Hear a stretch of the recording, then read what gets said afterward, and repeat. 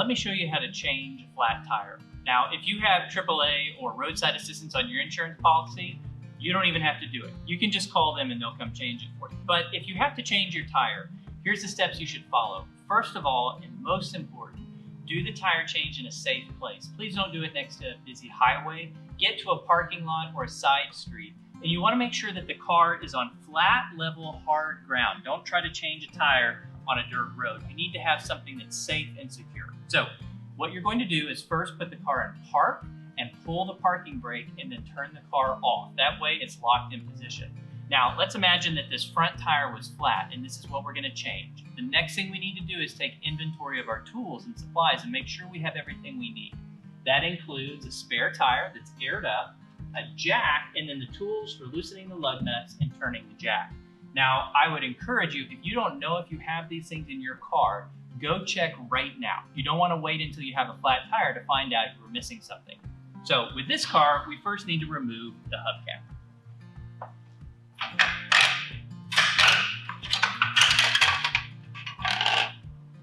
Next, we're going to loosen the lug nuts, but not remove them. We just want to break them free. It's much harder to do that once the car is up on the jack.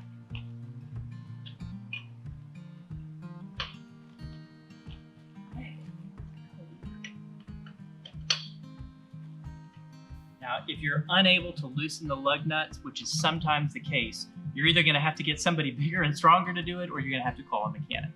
Now that all the lug nuts are loose but not removed, it's time to jack up the car.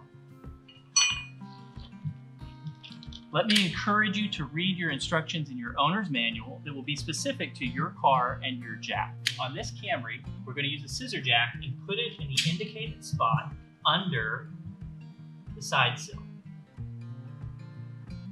Put the jack in by hand and make sure that you check your owner's manual to see exactly where this needs to be positioned on your particular car. Again, it's incredibly important to have a hard, flat surface under the jack.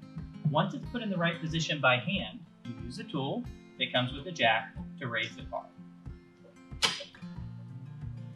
With the car safely raised into the air, we're going to remove the rest of the lug nuts.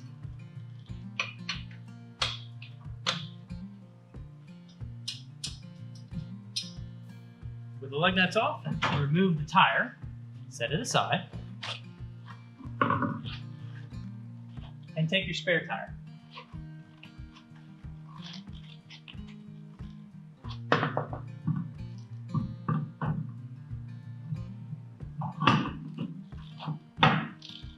Now you're going to put the lug nuts on by hand. You're not tightening them up yet, just snugging them down. With the lug nuts on by hand, it's time to now lower the car to the ground.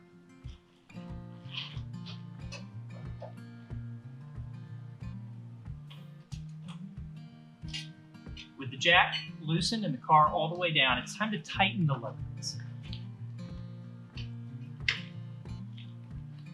I recommend going in a star pattern. So start with one and then go across the wheel to tighten the next one. And then keep going in a star pattern until you're all done. That'll make sure that the wheel is flat against the hub.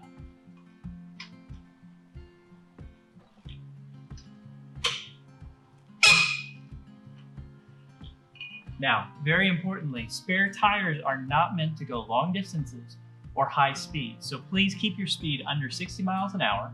And as soon as possible, get to a tire shop like Discount Tire to fix the flat tire and get it back on there, because these spare tires will not last long and are not as safe as a normal tire. That's how you change a flat tire.